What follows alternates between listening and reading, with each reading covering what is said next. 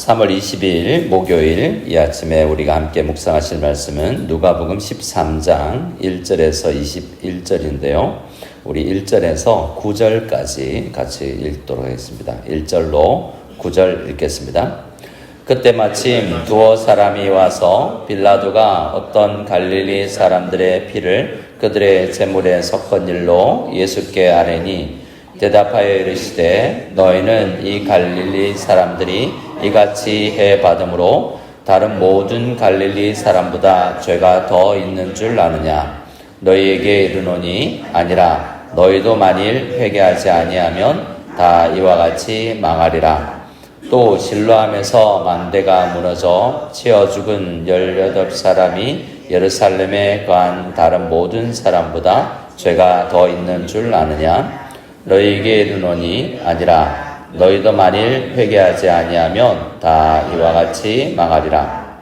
이에 비유로 말씀하시되 한 사람이 포도원에 무화과 나무를 심은 것이 있더니 와서 그 열매를 구하였으나 얻지 못한지라. 포도원 지기에게 이르되 내가 3년을 와서 이 무화과 나무에서 열매를 구하되 얻지 못하니 찍어버리리라. 어찌 땅만 버리게 하겠느냐? 대답하여 이르되 주인이여 금년에도 그대로 두소서. 내가 두릅하고 거름을 줄이니 이후에 만일 열매가 열면 좋거니와 그렇지 않으면 찍어버리소서 하였다 하시니라. 아멘. 오늘 말씀은 13장 1절에서 21절까지 좀 짧지는 않은 본문인데요.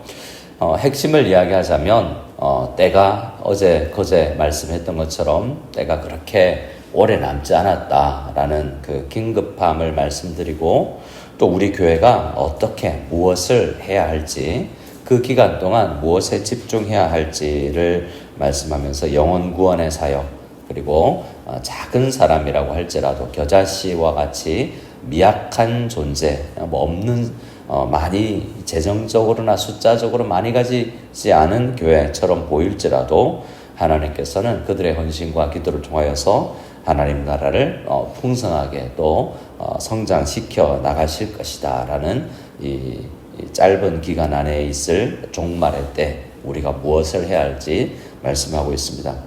1절에 보면 마침 두어 사람이 와서 이런 이야기를 해줍니다. 빌라도가 이방인이죠. 빌라도가 총독이지만 그가 어떤 갈릴리 사람들의 피를 그들의 제물에 섞은 일로 예수께 아뢰는다라고 이야기합니다. 이게 무슨 말인가 좀 해석이 필요합니다.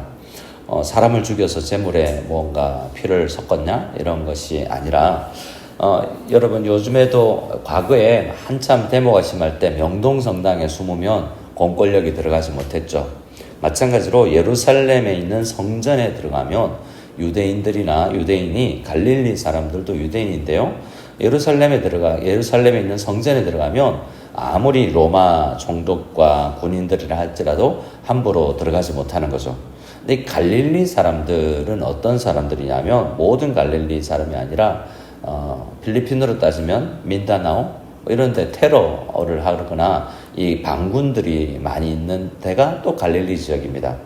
그래서 그런 사람들이 예루살렘에 가서 숨어드는 거죠. 어디로요? 예루살렘 성전에.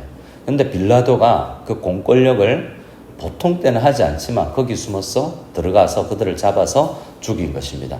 그래서 그런 일이 제물에 섞었다라는 표현으로 이제 이야기되는 것인데요. 근데 그런 일들이 그러니까 이 갈릴리 사람들이 거기 숨었으니까 우리는 안전하다라고 할 것 아닙니까?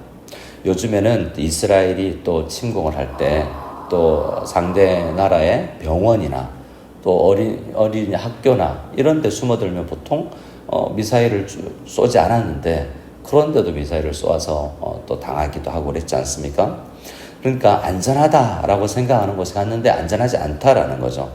이것은 너희도 만일 회개치 아니하면 안전하다고 생각하지 오래 살 것 같이 우리 그렇지 못하다라고 하는 긴급성을 이야기하고 개인적 종말이 언제 올지 모른다 이런 긴급함을 말씀해 주고 있습니다.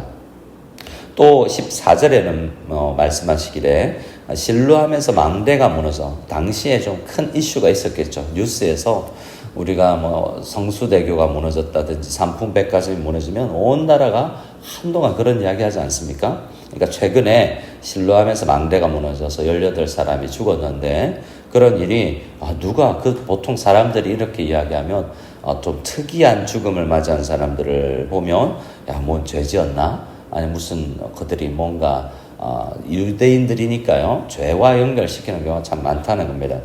그런데 그런 사람들보다 우리가 더 나은가? 아니다. 이 두 가지 이야기가 모두 우리도 안전하지 않다라는 이야기. 그러니까 이건 안전하지 않으니까 조심해라가 아니라 긴급성을 이야기합니다. 언제 우리가 주님께서 오실지도 모르고 우리가 언제 주님께도 갈지도 모른다.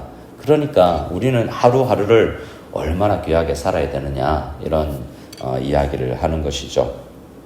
우리 교회가 얼마나 주님께서 다시 오실지를 알지 못하는 이 긴급한 시기에 무엇을 집중할 것인가 라고 할 때 이런 오늘 이 말씀이 우리에게 또 이야기를 해주는 것이 있습니다. 6절부터 있는 이야기도 마찬가지입니다. 자, 어떤 사람이 이것을 또 비유로 이야기하니까 한 번 더 이야기하는 것을. 한 번 더 말씀해 주시는 것도 또 중요하니까 또 비유로 예수님께서 말씀해 주시는 것입니다. 어떤 한 사람이 포도원에 무화과 나무를 심은 것이 있는데 열매를 얻으려고 심었겠죠? 근데 이 무화과 나무는 제가 농사를 잘 안 해서 책으로만 살펴보았지만 좀 쉽게 열매를 구하는 거죠. 오늘 심으면 얼마 되지 않아서 열매 맺는 것. 배추 같은 거 심으면 금방금방 자라서 또 우리가 그 과실은 아닐지라도 먹을 수 있지 않습니까? 무화과 나무를 심은 이유는 무화과 열매를 먹으려고 그랬겠죠. 그런데 심었는데 1년이 지나도 2년이 지나도 3년이 지나도 열매가 맺지 않습니다. 그럼 어떻게 해야 됩니까? 이제 없애버리고 다른 거 심어야 되죠. 그런데 주인에게 이야기하는 사람이 있습니다. 주인이요 8절에 금년에도 그대로 주소서라는 건 한 번만 더 기회 줍시다. 뭐 이런 거지 않습니까? 주님께서 한 번은 더 기회를 주는 그런 게 있습니다. 어떤 목사님의 설교를 듣다가 이야기를 들었어요. 외국인 목사님인데 어릴 때 어떤 부흥사가 와서 그런 설교를 했다는 겁니다. 오늘 이 설교에 회개하지 않으면 이 기회가 마지막에 사람이 있습니다. 이랬는데 그 교회 사람들이 다 한 사람을 떠올렸대요. 교회에 와서 정말 예수 안 믿는 것처럼 뭐 설교를 해도 너무 비웃기도 하고 욕하기도 하고 근데 그날 그 사람이 가다가 교통사고로 돌아가셨다는 거예요. 그래서 청소년 때 그 목사님이 그걸 경험하고 정말 긴급하구나 라는 생각을 했다고 말이죠.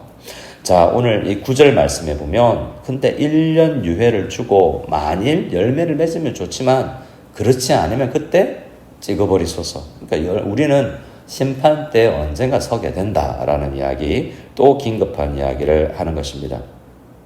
자, 그러면 우리는 뭘 할 것인가? 10절 이후에는 영혼 구원의 사역을 이야기합니다.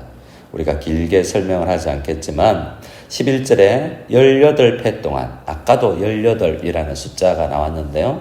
9 곱하기 2 하면 18이 되는데요. 이거 좀 꽉 찬 느낌을 가집니다.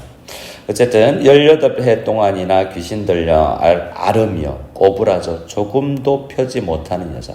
이 여자 한번 생각해 보면 내가 18년 동안이나 귀신이 들렸고 꼬부라져서 조금도 펴지 못하는 상태다라고 이야기하면 얼마나 힘들겠습니까? 우리도 1년, 2년 또 긴 그런 투병 생활을 하고 있는 분들을 보는데 그것보다도 더 힘들게 18년 동안이나 이런 상황에 놓인 여자가 안식일에 고침을 받습니다. 중요한 일 아닙니까? 근데 어떤 교회는 안식일, 어떤 사람이 안식일에 이 병 고치는 것을 보고 18절에 회당장이 분을 냅니다. 이거 다른 날 고치지 왜 안식일 이렇게 하냐 이렇게 분을 냅니다. 그러니까 주님께서 말씀합니다. 15절에 주께서 대답하여 이르시되 외식하는 자들아 뭐가 중요한지 모르냐? 너희들도 안식일에도 고양이 개 밥 주고 소나 낙이나 외양간에 풀어서 먹이지 않냐? 근데 이 불쌍한 여자를 고친 그걸 안식일을 범했다고 지금 나를 탓하느냐라고 이야기합니다. 16절 우리 같이 한번 읽어볼까요? 16절입니다. 그러면 18회 동안 사탄에게 매임받은 이 아브라함의 딸을 안식일에 이 매임에서 푸는 것이 합당하지 아니하냐. 예수님은 긴급한 일을 지금 안식일에도 한다는 것입니다. 일반적으로 예수님도 유대인이기에 유대인의 습관을 따르겠지만 이런 사탄에게 매임바, 이런 18회뿐만 아니라 사탄의 영향력에 많이 걸려있는 예수 믿지 않는 사람들, 또 세월이 많이 남았다고 생각하는 사람들, 또 농랑처럼 이야기하는 사람이 있습니다. 내가 많이 살고 그냥 많이 즐기다가 한편 십자가의 강도처럼 마지막 때 예수 믿으면 되지, 이렇게 비꼬는 듯 말하는 분들도 있습니다. 근데 그들도 사탄의 영향을 받는 사람이죠. 우리 교회는 그런 사람들을 불쌍히 여기고 그런 사람들의 영혼 구원을 위해서 우리가 기도하고 복음 전해야 된다라는 것입니다. 우리 교회 성도님들 신방 다녀보면 늘 이런 기도 제목이 많습니다. 그리고 이 지역에 있는 사람들 또 만나면 마트를 가도 미용실을 가도 예수 좀 믿어라 라고 권면하는 분들 있다라고 이야기를 듣고 보게도 됩니다. 그러니까 우리 주님께서 우리에게 어떤 비전을 주느냐, 영혼 구원에 가장 우선순위를 두는 것이 사실 맞지 않습니까? 우리 교회 건물 보수하는 거, 음량, 다양한 것들 급하지만 그것도 필요하지만 가장 먼저 우리가 우선순위로 우리가 기도하고 재정도 쓰고 해야 될 일들은 영혼 구원에 관련된 일일 것입니다. 또 18절 말씀에 그런데 그런 우리의 생각을 좀 조정해 주죠. 근데 우리는 좀 연약하다 지금.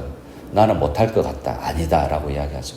아무리 지금은 12제자밖에 없지만 그들로도 온 세상을 변화시키는 복음이 정말 세상을 진동케 하는 놀라운 역할을 할 수 있다라고 이야기합니다. 우리 18절에서 마지막 절까지를 같이 한번 읽겠습니다. 18절부터 있습니다.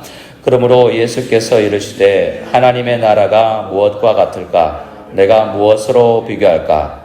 마치 사람이 자기 채소밭에 갖다 심은 겨자씨 하나를 같으니 자라 나무가 되어 공중의 새들이 그 가지에 깃들였느니라. 또 이르시되 내가 하나님의 나라를 무엇으로 비교할까? 마치 여자가 가루 서말 속에 갖다 넣어 전부 부풀게 한 누룩과 같으니라 하셨더라. 아멘. 자, 둘 다 겨자씨 하나를 크게 되고 누룩을 적은 약의 누룩을 섞었는데 크게 부풀어지는 것을 이야기합니다. 그러니까 오늘 우리는 이 아침에 내가 잠시 기도하는 나의 기도 작은 것이라고 생각하지 않고 우리 교회가 연약하다 생각하지 않고 우리 작은 사람들이 몇 명 안 되는 사람들이 기도한다 생각하지 않고 우리를 통해서 하실 큰 일을 기대하라 라는 것입니다. 많이 남지 않았을 수 있습니다. 우리는 또 적은 사람이라도 또 작은 연약한 물질도 여러 가지 연약한 상황이라 할지라도 주님은 그것을 크게 부풀게 하시고 성장시키실 수 있다라는 것입니다. 우리가 한 사람을 전도했는데 우리가 한 영혼 우리 가족에 있는 한 구성원을 전도하고 다시 교회를 오게 했는데 그가 어떤 사역을 할지 그가 5년 10년 또 복음에 굳게 자라나서 그가 선교사가 될지 그가 유명한 하나님 나라에 쓰임받는 사람이 될지 우리는 알지 못합니다. 우리는 다 겨자씨 하나처럼 이 땅에 심기우는 그런 사람이 되고 오늘 우리가 뿌리는 우리 이 기도가 정말 겨자씨 하나처럼 뿌려지지만 크게 공중의 새들이 그 가지에 많이 깃들이는 것처럼 우리의 기도에 수많은 영혼들이 깃들일 수 있는 은혜가 있기를 소원하며 기도하며 나가는 이 아침이 다 될 수 있기를 소원합니다. 우리 함께 기도할 때 오늘은 우리 넘치는 샘터 우리 함께 신방하는 날입니다. 우리 넘치는 샘터에 은혜가 넘치는 신방이 될 수 있도록 위해서 기도해 주고요. 우리 목요일은 다음 세대와 샘터들을 위해서 기도하는 날입니다. 우리 샘지님들을 위해서도 기도해 주시고 아직 남자 샘터를 많이 돌보지는 못하고 있는데 또 남자분들도 모이기도 하고 하는 것 같습니다. 우리 위해서 기도해 주시고 우리 다음 세대를 위해서 기도할 때 대학 입시생, 유학 가 있는 자녀들 준비하고 있는 취직 준비하고 있는 자녀들 또 결혼 앞두고 있는 자녀들 군복무하는 사람들 생각난다면 그들을 위해서 기도해 주시고, 특별히 아버지가 기다리는 자녀들을 생각하면서 우리 센터 안에 있는 영혼들을 생각하면서 축복하면서 겨자씨 하나를 심는 이 아침이 다 될 수 있기를 소원합니다. 함께